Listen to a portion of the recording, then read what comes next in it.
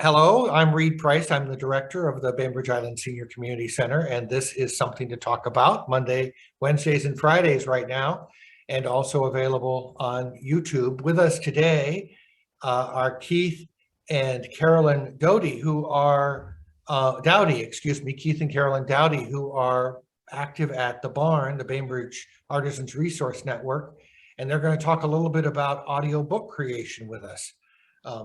Audiobooks are an excellent way to get more books and stories into your life.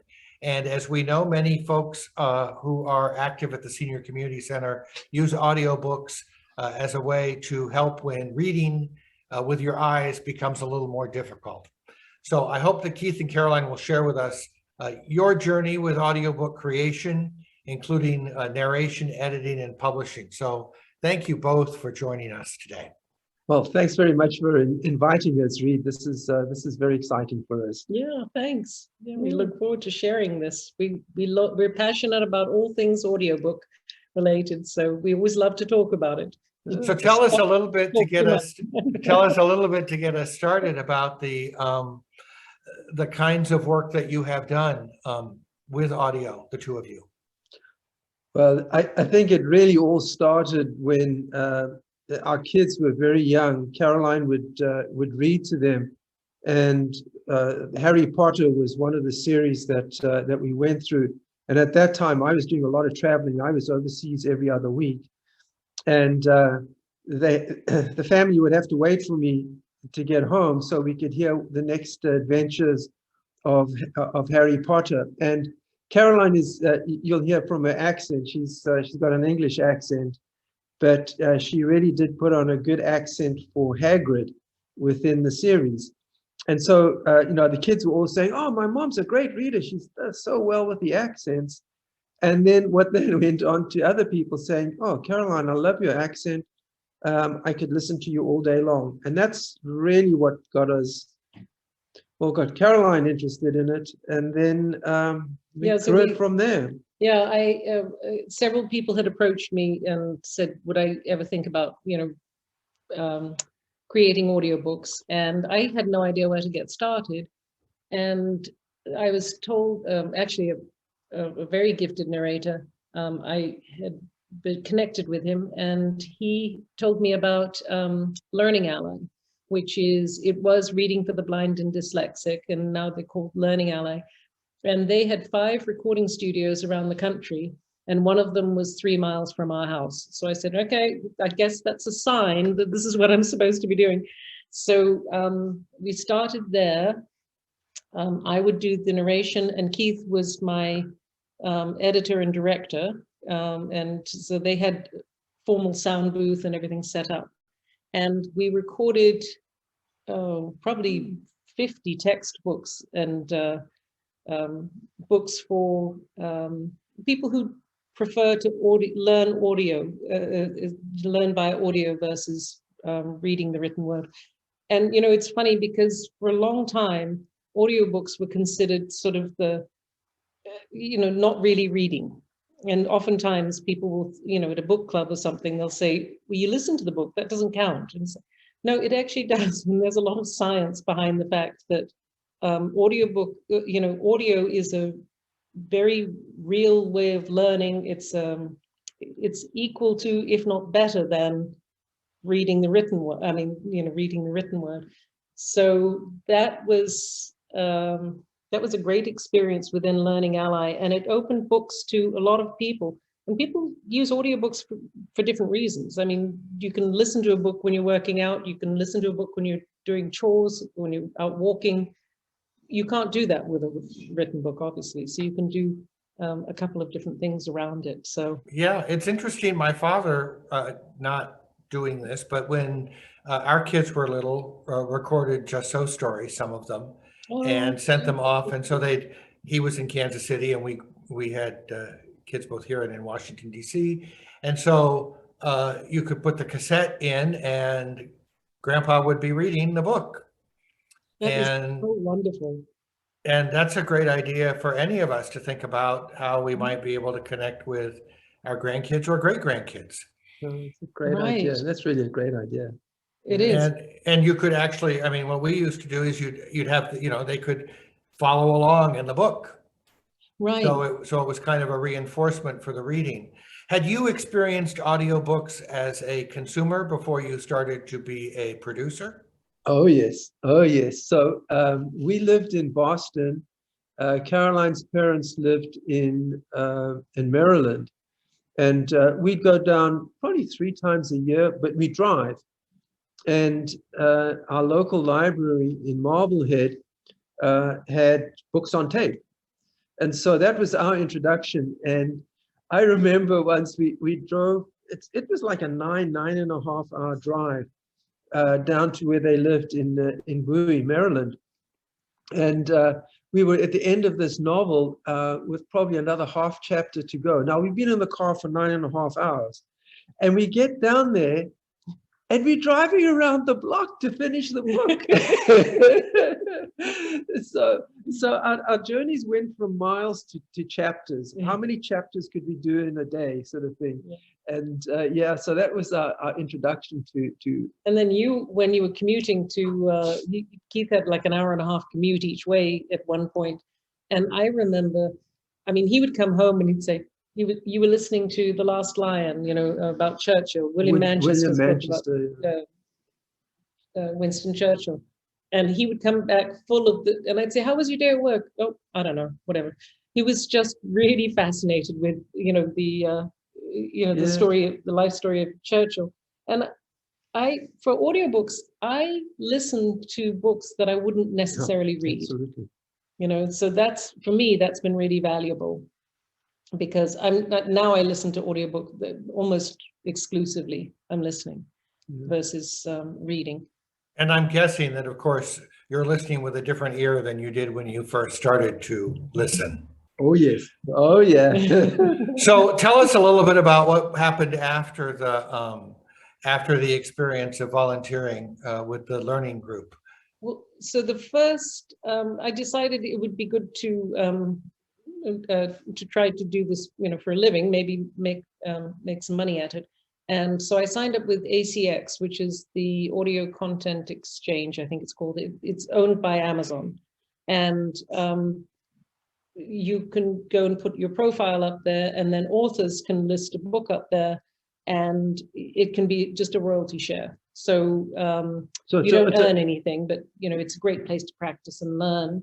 Now you can charge per finished hour, or you can do a royalty share.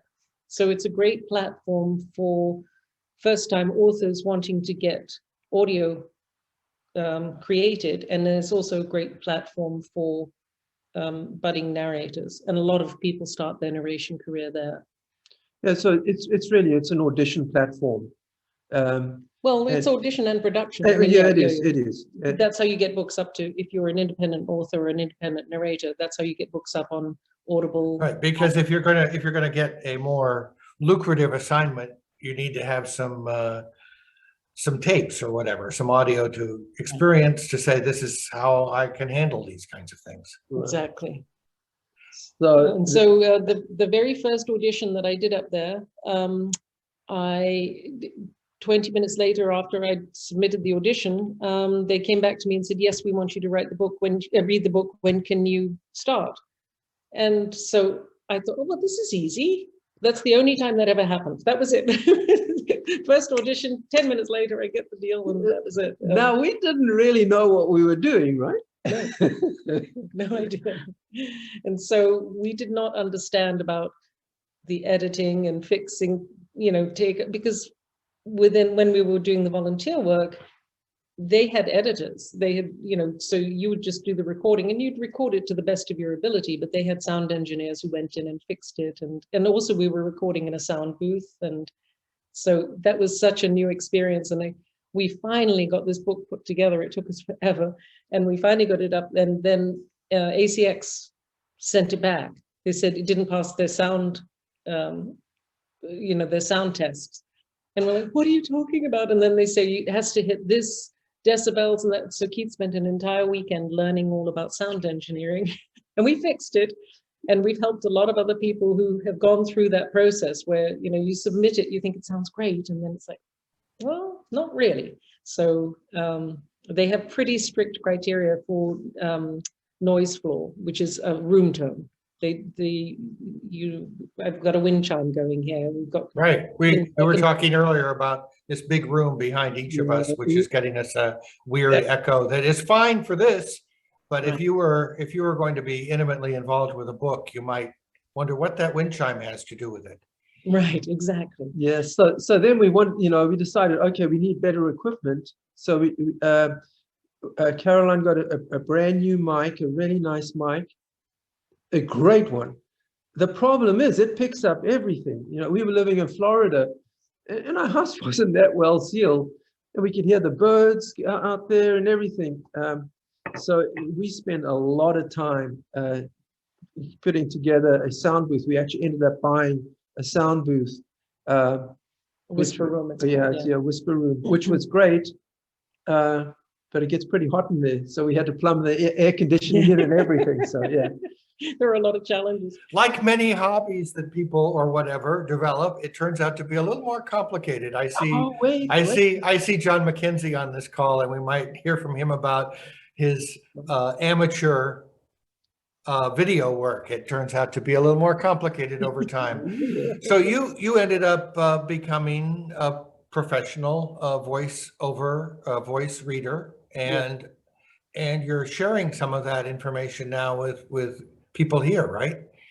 Yes, and actually a part of the industry that I didn't expect to get into that sort of fell in my lap was working with authors who want to narrate their own work and directing them on that call. Actually, we've just finished up a project with she happens to be a Seattle, she's an attorney. Her book was released this week, The Startup Visa, and she's an immigration attorney, but I just coached her through reading her own book.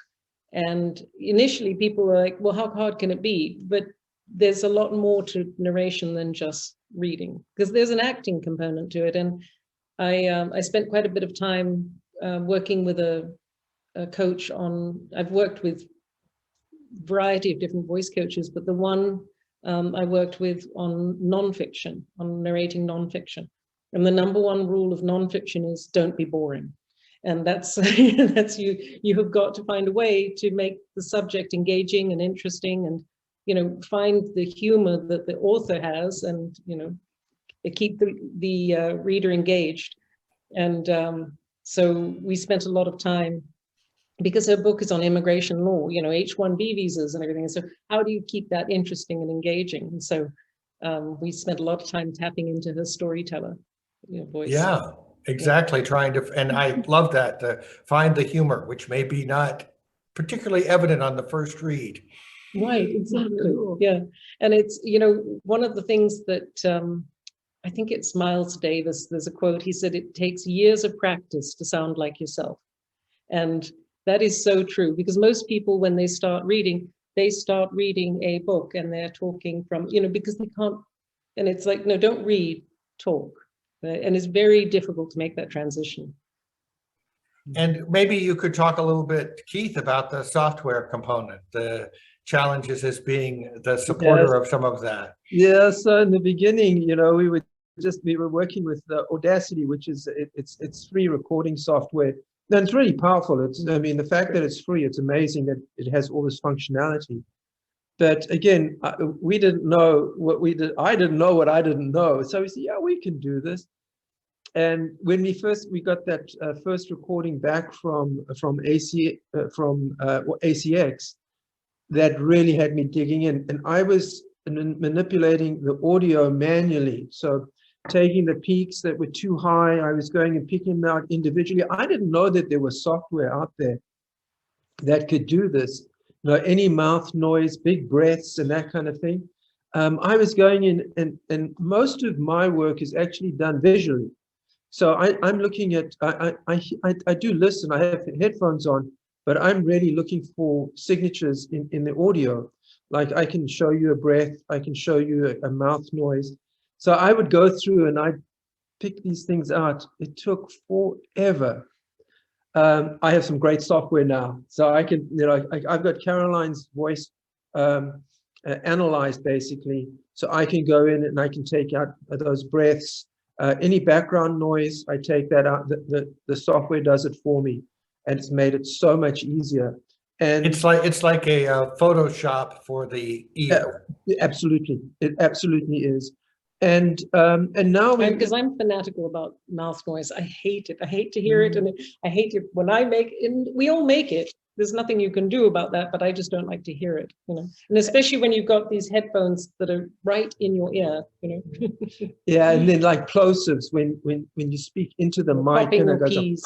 Yeah. those drive me crazy. And the thing is, I've been so critical now of the books that I listen to. If there's, I can hear the breaths, I can hear the clicks, I can hear the mouth noise, I can hear all of this, and it's like, guys, you could have done a much better job of this. You really could have. But no, it was the very first book we did. It took us forever, and file management is always a challenge, because you've got all these different versions of the chapter that you're working on, right? And this first book we did, it happened to be the longest chapter. I lost it twice. Caroline had to record it 3 times, and it wasn't the most interesting chapter either. I was not the most popular person in the studio those days, but a lot of fun. So you have done a lot of this at home then. You bought the equipment and the sound booth and figured it out. And I'm guessing that a lot of this work is now being done remotely, not only post-COVID, but pre-COVID as well. Well, what happened, particularly in the audiobook world, a lot of the big publishing houses, sort of like a Penguin or something, they had studios primarily it was Los Angeles and New York. And so a lot of recording was done in studio. So come COVID, a lot of the narrators who were working in those towns now all of a sudden had to scramble, because you couldn't get into a studio anymore, and they wanted to carry on working. And the big publishers were very supportive of their narrators, and so they had to figure out quickly how to create a home studio, and and also how to self-direct, because oftentimes if a narrator is working at Penguin, there's going to be a director, an editor. They just sit down in the booth and read, and then the editor will come out and say, I think we should have a different nuance here, or that name's mispronounced, or whatever it is. Well, now all of a sudden it's all on you. You figure out the editing and the directing and all the rest of it. So it has changed. For us, it didn't change particularly, because we were always working in our own studio. But for people who were in New York and Los Angeles, it changed significantly. So we sold, when we moved from Florida, we actually ended up selling that Whisper Room. It's quite a big, bulky box, and we said, maybe we'll just leave this one here and buy a new one when we get to Seattle. But we decided to go a different route with creating a booth with acoustic blankets and things. And that's what we ended up creating here.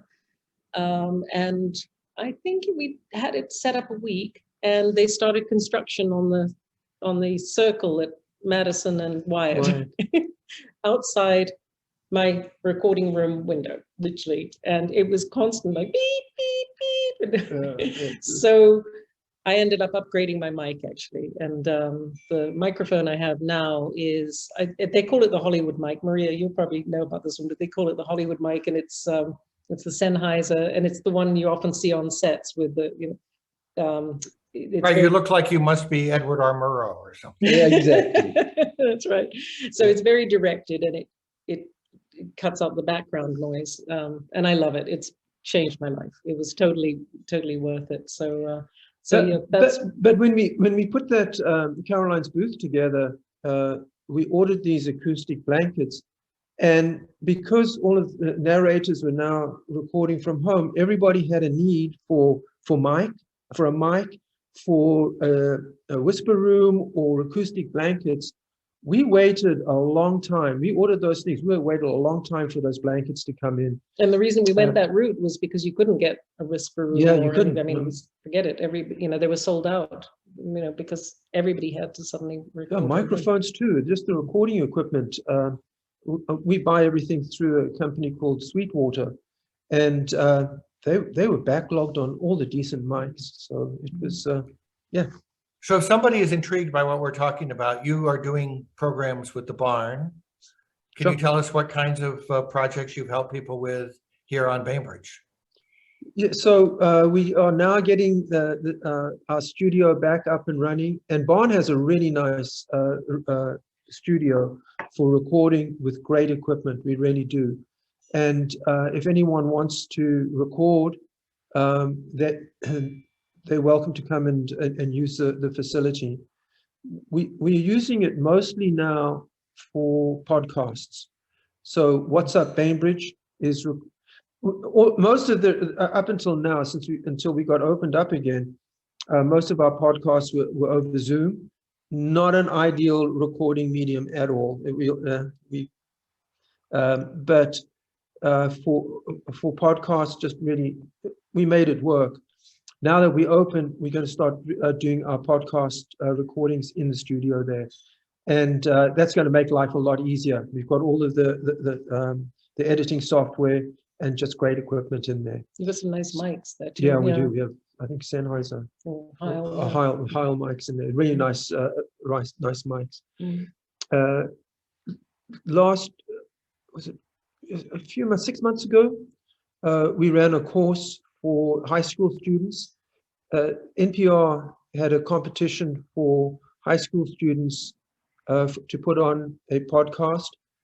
And myself and Bob Ross, also a Barn member, put on a course to help students create their first podcast and submit it to NPR.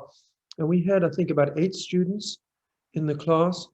And one of them finally went through, I think it was just the one finally went through and submitted her work to NPR.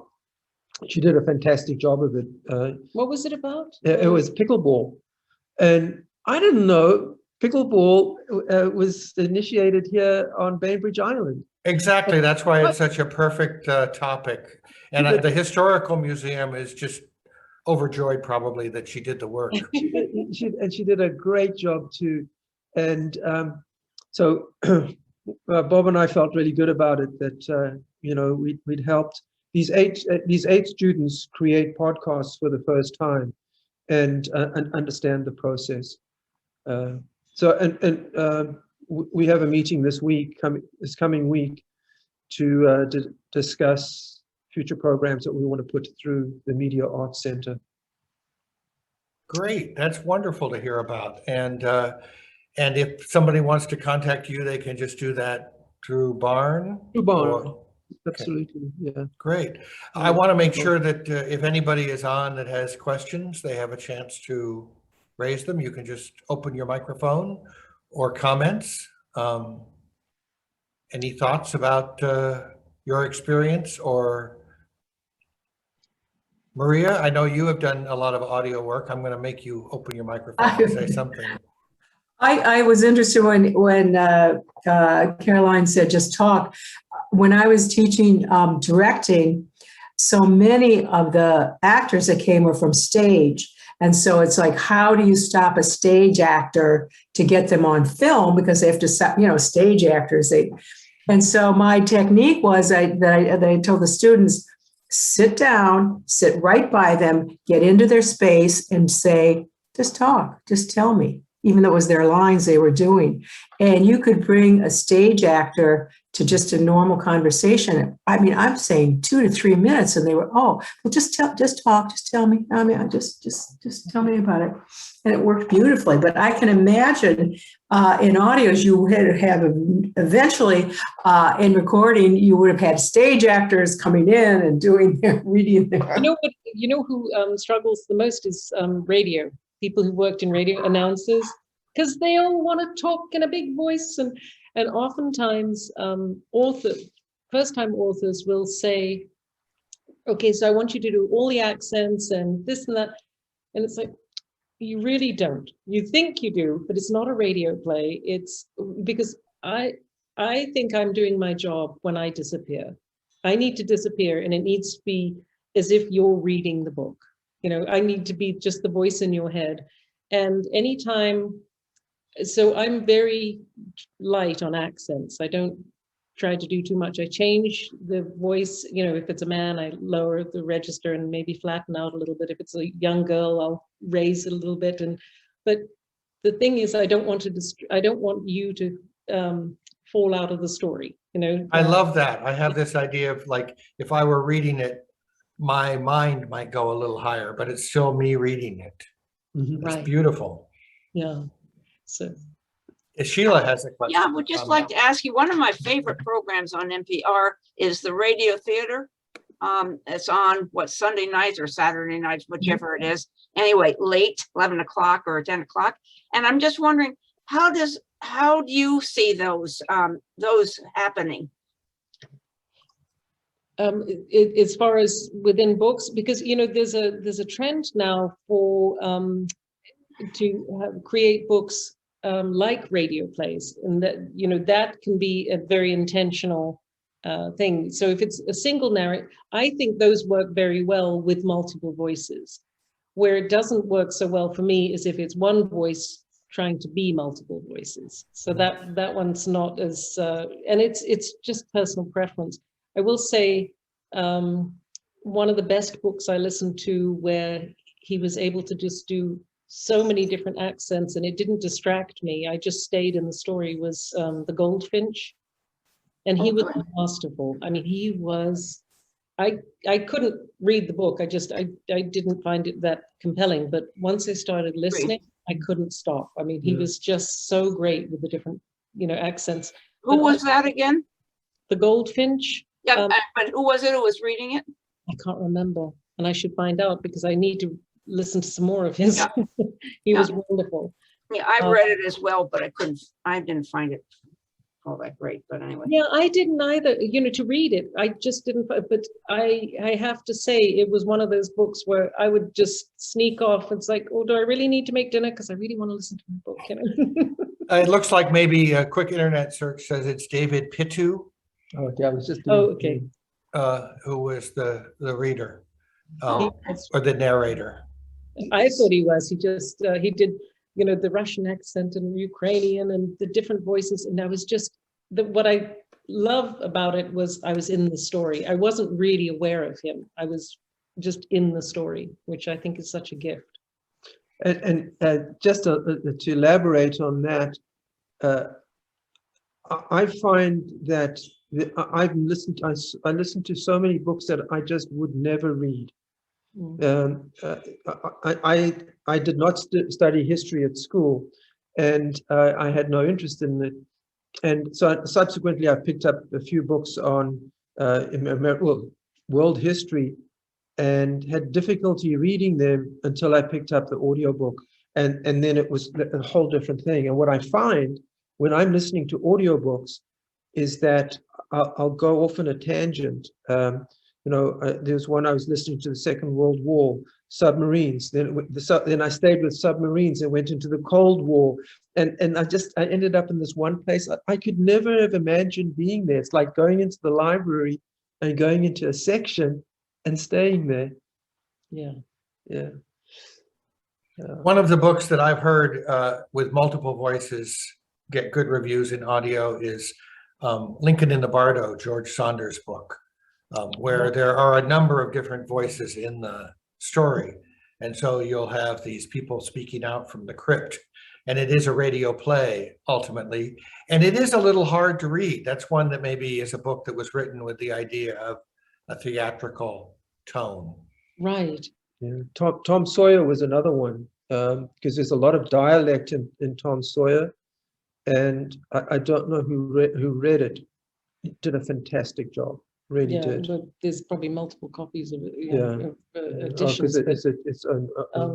For nonfiction, the coach actually that I worked with, his name is Sean Pratt, and he is a master of nonfiction. So if you ever are looking for I mean, he makes what would seem like fairly boring subjects fascinating just with his reading style. You know, he's really he's very gifted. He's recorded over 1,000 books at this point. So, Carolyn, would you say the name again, please? oh, Sean Pratt, Pratt, and he's actually he won an award last year for a book, Hidden Valley Road, I think it was, but it was an Oprah book. Was that right? Yeah, I think it was Hidden Valley Road. Yeah. And Tressa, who is with the library, is nodding her head. I wonder if you might talk a little bit about people showing an interest in audiobooks. Is that, are you finding that's a moving part of the catalog? Absolutely. Actually, people will ask us, you know, well, I just want an audiobook. Just give me a good reader. And I usually direct folks to the the Audies, which is Audiophile Magazine, and they provide a way of searching by reader. So you said Caroline Sean Pratt, so I jumped on and went to his page and saw Hidden Valley Road there as one of his awards. You can also look by year, you can look by genre, and I found that it's helpful for me as a librarian when people are wanting specific recommendations for audiobooks, and that's all. And I don't listen much to audiobooks, but because I just don't. I don't drive very much and don't have the opportunity. But when people ask me for a paper book, I think about what kind of reader they are. But audio, as I hear you talking about how important the reader is, the narrator, audio is a whole nother game when people are asking for suggestions, because it isn't just the story. It is so much about the reader or the way that it has been produced, right? If you have one narrator, if you have a group, if it's more of a play, the accent, I mean, it's just so much more, well, it's just different. Right. Yes. Yeah. And, you know, a couple of things I've noticed in the audiobook world, people will choose books by the narrator oftentimes rather than necessarily the author. Have you found that, where they'll follow a narrator? And something that I've had to, and actually I don't at this point read reviews. I ask Keith to read them for me, because it's too hard when it's like, I found it really annoying or whatever. What I've figured out is it's very personal, it's very subjective. And so you'll find somebody who, like, I've just recommended The Goldfinch. I had recommended it to one friend. She said, I can't believe you like that book. I hated that guy's voice. He made me crazy. It's so personal and so subjective that, you know, so I can't take the reviews too personally. I mean, if something comes up all the time, like she mispronounces these words or whatever it is, you know, I have to pay attention to that. But if it's just that English accent, I found it annoying, that, you know, I have to let that go. That's one of those things. I'm finding this discussion to be so eye-opening. The kinds of video that I do is more event-oriented, and if you're trying to make like a video digital memory of someone's life or some event, to have a voiceover would be so important. But that would require someone to write a script, which oftentimes people are reluctant to do, because you're not just going to speak extemporaneously. You want to have a certain story that you're going to tell and have it well scripted. But to all the things that you're talking about, speaking in normal voice, removing all the Foley, the background sounds, the pops and the coughs and all that sort of thing. it's all very eye-opening what you're talking about, because it adds a whole nother aspect to the work that I do in videos. If you could add a well done voiceover. Yeah. Yeah, it's interesting. One of the areas that voiceover has been added, sort of from a commercial standpoint, is house tours. And when you put an expensive house on the market, because oftentimes that's people's first viewing of a house is online. So they'll go and I heard a poorly done one where the broker's just like, this is the kitchen, this is the, that wasn't terribly helpful. But then I heard a professional one where they were a storyteller, and they were just, they took you into this, imagine, family Thanksgiving around this beautiful table, and that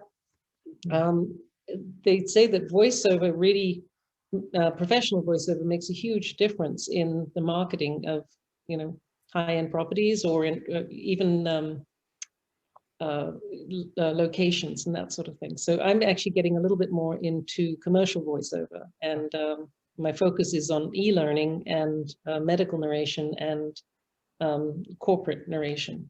Also, the background music that's being used that can lead you through an emotion. Right. And there's so many sources now of getting royalty-free music. There are thousands and thousands of pieces out there available to choose from. This has been fascinating. Do you folks, Keith and Carolyn particularly, do you folks read the book that you're going to do beforehand? And how many times, and if you do, how many times? And you make notes? And what's the process you go through before you actually sit in front of the microphone and start reading? That's a really good question. Yes, I definitely read the book first. I want to get a sense of the characters. Typically I make a character file. I'll do a short recording of the different voice. As I said, I don't change my accent that much, but I want to remember, particularly if I'm recording a book that has 50 characters, I want to make sure, well, not that many, but 20, for instance, I want to make sure that I sound like that person each time. And, the last thing you want to do is read a book and get to the last chapter where it says, he said in his deep, raspy voice, and you've been reading it differently. Oops. Exactly. You're like, Oh, well. fix all that. As Keith said, we do have some tools now. Actually, there's a company here in Seattle, Positron, who developed a tool for proofing, so comparing the audio to what's written in the book. And it's a fairly blunt instrument in that it picks up every single mistake, and sometimes there's nuance or something, but it's a great first pass.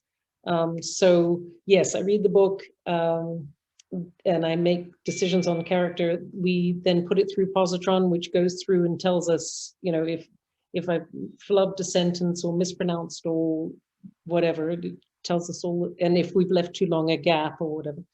And then I send it to my proof listener, who I'm more interested, I've said to her, I want you to almost not read the book, but listen to it and tell me if I sound like the characters, if I'm annoying in a place or interrupt something, whatever, more of a director's listen. And then we send it to Keith for his magic to make me sound good. Take all the breaths and mouth noise out. No, there's a lot of time that goes into it. I would say that for every finished hour, we call them finished hours. So if a chapter's an hour long, it probably takes you, what, hour and a half, maybe 2 hours to record it? Well, yes, record it, but then I've read it before, and then we've had somebody proof it. So there's probably 5 hours for every hour, 5 hours of work from different people for every hour. For every hour that goes into it. So there's a lot of work that goes into it. Work and satisfaction, it sounds like. It really sounds like you enjoy it. When you push that button, upload to whichever platform, it's like, oh, okay, now we're done. And actually last month, the one book that I released last month, a library in England bought 95 copies. And now I have no idea what, it must be a library district or something, but that was so satisfying. Oh, excellent. And I got some great reviews and everything, so it was lovely. Well, thank you so much for spending the time with us today, and I look forward to seeing you around town. And also, I'm sure that the service that you're providing to those who are interested at the barn is well appreciated, Caroline and Keith. Thanks so much. Well, Rita, Nice to see you all. Thanks for Rita- having us. yeah, thanks for inviting us, and it's great to see all of you out here. Thanks very much for joining us.